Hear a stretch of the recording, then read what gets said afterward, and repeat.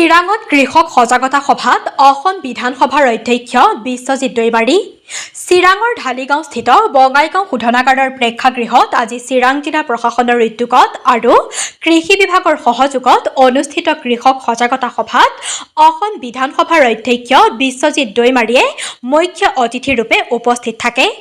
এই সভাত উপস্থিত থাকি অসম বিধানসভাৰ অধ্যক্ষ বিশ্বজিৎ দৈমাৰীয়ে ভাষণত কয় যে এনেধৰণৰ কৃষক সজাগতা সভাৰ জৰিয়তে কৃষকসকল উপকৃত হোৱাৰ লগতে কৃষক আৰু কৃষি বিভাগৰ মাজত এটা ভাল সম্পৰ্ক গঢ়ি উঠিছে। তেওঁ কয়, কৃষকসকল থাকিলেহে দেশ মজবুত হৈ থাকিব। কেন্দ্ৰীয় চৰকাৰে ৰূপায়ণ কৰা কৃষকৰ আঁচনিসমূহ যাতে সকলো কৃষকে পাব পাৰে তাৰ বাবে তেওঁ সকলোকে গুৰুত্ব প্ৰদান কৰিবলৈ আহ্বান জনায়। এই কৃষক সজাগতা সভা আয়োজনত বিজেপিৰ ৰাজ্যিক কিষাণ মৰ্চাই গুৰুত্ব প্ৰদান কৰাত তেওঁ ধন্যবাদ জ্ঞাপন কৰে।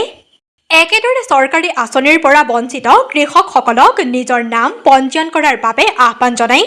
সভাত উপস্থিত থাকি বিজনীৰ বিধায়ক অজয় কুমাৰ ৰায়ে ৰাজ্যত বিজেপি দলে চৰকাৰ গঠন কৰাৰ পিছতেই ৰাজ্যৰ কৃষকসকলক সকাহ দিয়াৰ ক্ষেত্ৰত বিভিন্ন পদক্ষেপ গ্ৰহণ কৰি আহিছে বুলি ভাষণত উল্লেখ কৰে। ৰাজ্যিক কৃষক মৰ্চাৰ সভাপতি শংকৰ বৰবৰাই মুকলি কৰা সভাখনত সম্পাদক ৰঞ্জিত ভট্টাচাৰ্যই উদ্দেশ্য ব্যাখ্যা কৰে। সভাত প্ৰাক্তন সাংসদ পল্লৱলোচন দাস, জিলা আয়ুক্ত যতীন বৰা, চিৰাং জিলা কৃষি বিভাগৰ বিষয়াৰ লগতে কেইবাজনো বিজেপি নেতাসহ কেইবাশ কৃষকে অংশগ্ৰহণ কৰে। News desk Bijni first 24। আজি ইয়াতে আমাৰ চিৰাং জিলাৰ প্ৰশাসন আৰু লগতে বিভাগ আৰু কিষাণ মৰ্চাৰ চবে মিলি পেলাই আমাৰ কৃষক সজাগতা সভা চৰকাৰী বিভিন্ন আঁচনি আৰু কৃষকবিলাকৰ সেইটোৰ ওপৰত যিখিনি মানে আপোনাৰ ইনফৰমেশ্যন আছে নাই সেইটো লৈ সজাগতা কৰাৰ কাৰণে জিলাই কৰি আহি আছে আৰু সেই হিচাপে মানে আজি চিৰাঙত লৈছিলে আৰু তাক মোক আমন্ত্ৰণ জনাইছিলে। গতিকে ধুনীয়া হৈছে প্ৰগ্ৰামটো। ইয়া অত্যন্ত দৰকাৰ। আমাৰ কৃষকসকলে বহুত কথাই নাজানে। গতিকে আজি প্ৰশাসনে যিটো উদ্যোগত সেইটো কৰিলে মই ভাবোঁ সেইটোৰ দ্বাৰা আমাৰ কৃষকসকলে বহুতো কথা জানিব পাৰিব আৰু তেওঁলোকৰ দৈনন্দিন যিটো কৃষিৰ কাম তাত যিখিনি সহায় সহযোগিতা লাগে সেইবোৰ কৃষি বিভাগৰ লগত যোগাযোগ কৰি তেওঁলোকে কৰি ল'ব পাৰিব। না তেনেকুৱা একো নাই। এওঁলোকেতো অকল কৃষক হয় আৰু তাত কোনো ৰাজনৈতিক বিষয়ত মানে চৰ্চা হোৱা নাই বা চৰ্চা নহয়। বাকীটো চোৱা নিশ্চয়কৈ বিভিন্ন নিৰ্বাচনৰ সময়ত চব কথাটোতে এটা প্ৰভাৱ পৰিবই। গতিকে আজি খেতিৰ কথা যদি পাতে তেতিয়াহ'লে এগ্ৰিকালচাৰ ডিপাৰ্টমেণ্টৰ চৰকাৰখনে কি কৰিছে কি কৰা নাই সেইবোৰ চৰ্চা হ'ব আৰু এই নেগেটিভ পজিটিভ যদি ভাল হৈছে তো সমৰ্থন পাব। যদি ৰাইজে তাৰপিছতো ভাল হোৱা নাই তেতিয়াহ'লেতো ৰাইজে কিয় ভোট দিব।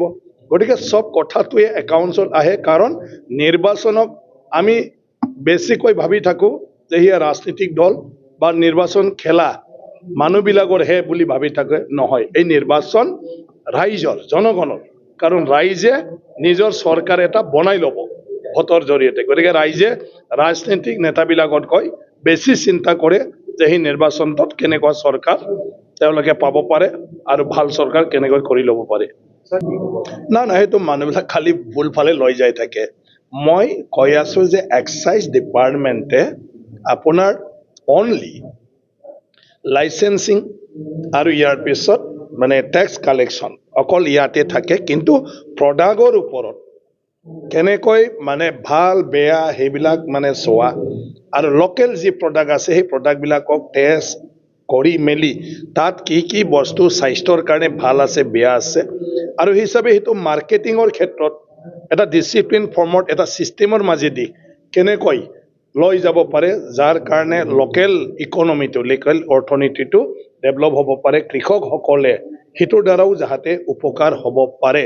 সেইটো এটা উৎপাদিত সামগ্ৰী অসমত। গতিকে ডিপাৰ্টমেণ্টে অকল লাইচেঞ্চিঙৰ ওপৰত আৰু লাইচেঞ্চ দিয়াৰ ওপৰত আৰু অকল ৰেভিনিউ কালেক্ট কৰাৰ ওপৰতে নাথাকি ফালে সেই প্ৰডাক্টৰ ওপৰতো তেওঁলোকে মানে কাম কৰিব লাগে। এই কথাটোহে মই কৈ আছোঁ কি আজিৰ দিনটোত বিভাগটোৱে সেইটোৱে কৰি আছে, কিন্তু বিভাগটোৱে বাকী কামখিনি সামৰি ল'ব লাগে য'ত আমাৰ কৃষকখিনিৰ কাৰণে উপকাৰ হ'ব পাৰে। সেইকাৰণে সজাগতা সভাটো প্ৰয়োজন। এই বিষয়টো কৃষকবিলাকে জানিব লাগিব কি আঁচনি আছিলে আঁচনিটো কি ধৰণৰ হৈ আছে আঁচনিৰ কৰ্তৃপক্ষটো কোন গতিকে কমপ্লেইন দিব লাগিব ইয়াৰ ওপৰত চৰকাৰে অৱগত হ'ব লাগিব আৰু একশ্যন টেকিঙো হ'ব লাগিব তেতিয়াহে ৰাইজৰ কাৰণে চৰকাৰৰ আঁচনিবিলাক উপকৃত হ'ব নহ'লে উপকৃত হ'ব নোৱাৰে গতিকে সেইটোৰ কাৰণে সজাগতা থকাটো সবে মানে কি কয় সবতে প্ৰয়োজন গতিকে তেনেকুৱা ধৰণৰ সজাগতা সভাৰ জৰিয়তে কৃষকে জানিব পাৰিব যে চৰকাৰী আঁচনিবিলাক কি আছে আৰু সেইটো কেনেকৈ পাব পাৰে এতিয়া মই কৈছোঁ যে ছানলাইটৰ জৰিয়তে ছানলাইট মানে সোলাৰ চিষ্টেমৰ জৰিয়তে এতিয়া পাম্প সেটিঙৰ ব্যৱস্থা চৰকাৰে কৰি আছে এটা বহুত কৃষকে নাজানে আৰু তাত সাবসিডিত 2 লাখ টকাৰ এই বস্তুটো আপোনাৰ 15,000 20,000 টকা পাবলৈ সক্ষম হয় কৃষকে আৰু তেওঁৰ মাটিত এইটো তেওঁ নিজে স্থাপন কৰি ল'লে তাৰ পৰাই পানী পাব পাৰে য'ত মানে চিৰাঙৰটো হয়তো ভূটান পাহাৰৰ কাষত সেইটো আঁচনি নহ'ব কিন্তু বিভিন্ন জায়গাত হয়তো হ'ব তো সেইবিলাক কথা বহুত কৃষকে নাজানে আৰু জানাৰ পিছত তেওঁ এপ্লাই কৰি সেইটো তেওঁৰ উপযোগী হোৱাকৈ কৰি ল'ব পাৰিব